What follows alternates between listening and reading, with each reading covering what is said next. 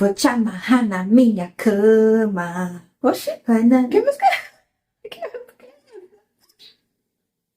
Ai, menina, assisti uma peça que tocou essa música e ficou na minha cabeça, acredita? Eu sei que peça foi essa. Ai, vou te falar. Vamos assistir a peça Os Culpados. É com X, gente. Então a gente ainda não aprendeu a falar a linguagem neutra. E ela é uma peça muito divertida, mas que trata um assunto completamente conhecido nosso.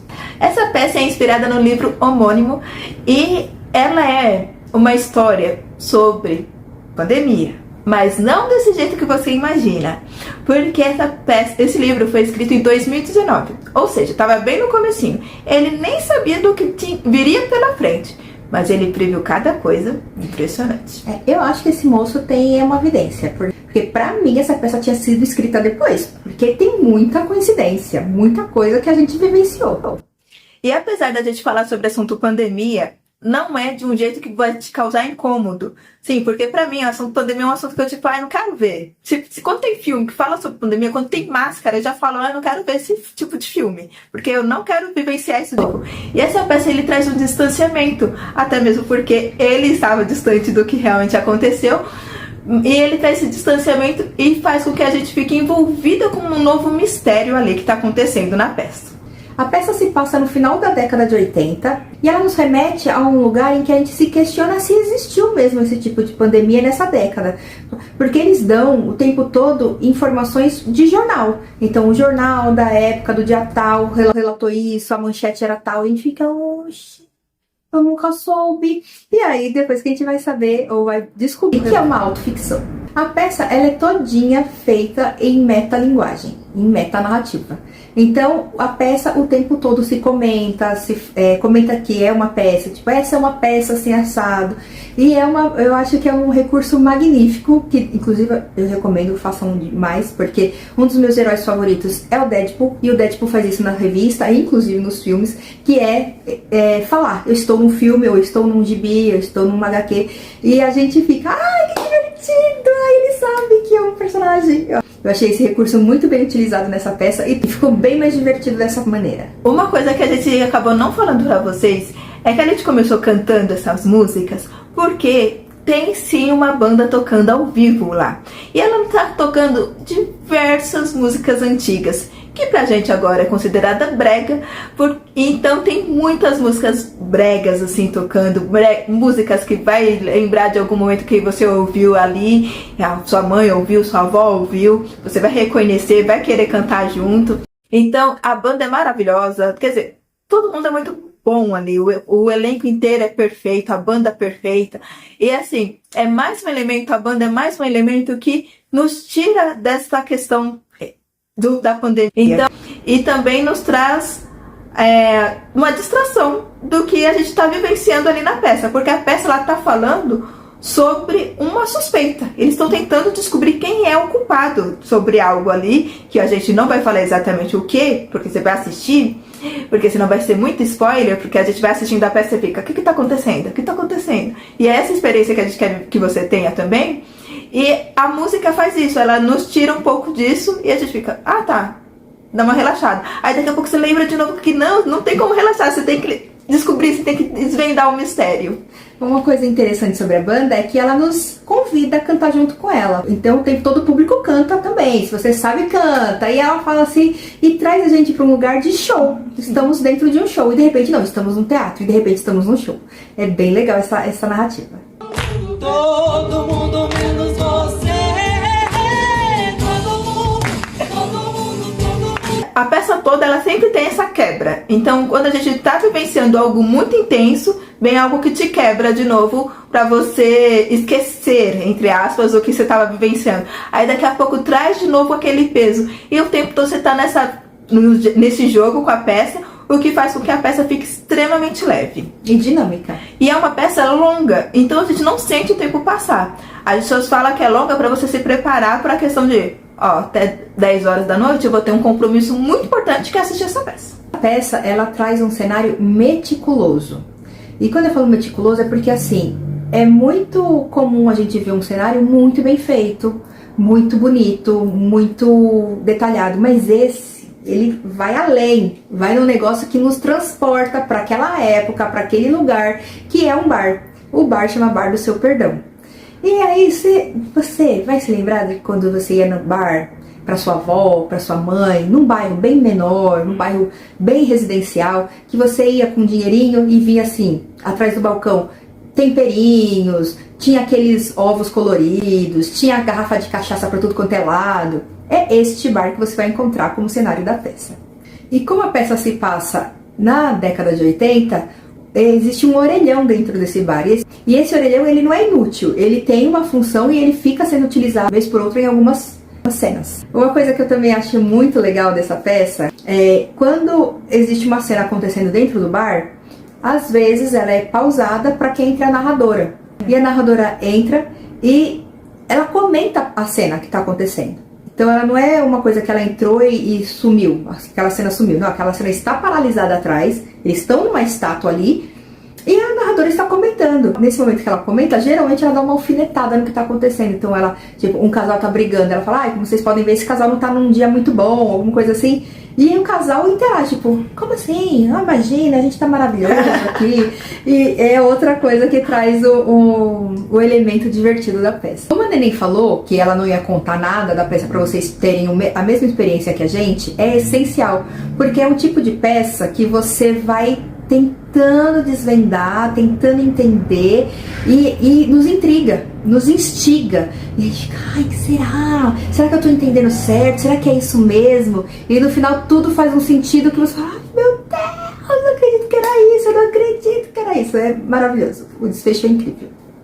Por que essa peça chama Os Culpados, né? E é de uma forma neutra. Não é nem só pelo gênero neutro que a gente está sempre falando atualmente, mas porque todos os personagens da peça têm algum tipo de culpa. Então todos eles têm a culpa, até mesmo o autor da peça brinca com isso. Ele tem a culpa de ter criado um drama, porque ele deveria ter criado algo leve, e ele se sente culpado por criar um drama.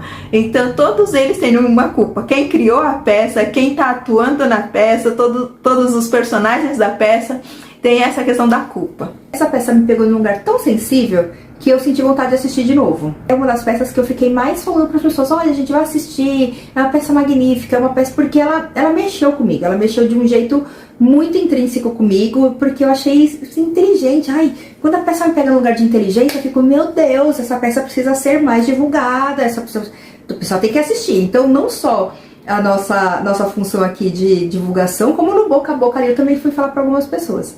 E aí eu fui assistir 2 vezes. A primeira vez que eu assisti, eu tive uma experiência que foi de achar a mãe da família culpada, uma chata, ai meu Deus, a família precisava se mudar pro interior, né? E aí eu ficava, ai, muda logo, mulher. E ela sempre arrumando empecilho, sempre arrumando uma desculpa. Ai, por que isso? Ai, vamos esperar mais um pouco. E eu pensava, ai, vai, é capaz de seus filhos morrerem porque você não quer ir pro interior. Vai pro interior, tem oportunidade, vai. E eu achei que ela era vilã. Durante a peça, ela era vilã. Ai, que mulher chata, olha, tá vendo? Alguma merda vai acontecer, a culpa é dela, certeza nessa vida. Corta pra eu ainda assistir da segunda vez. A segunda vez eu já assisti falando, ai, essa senhora...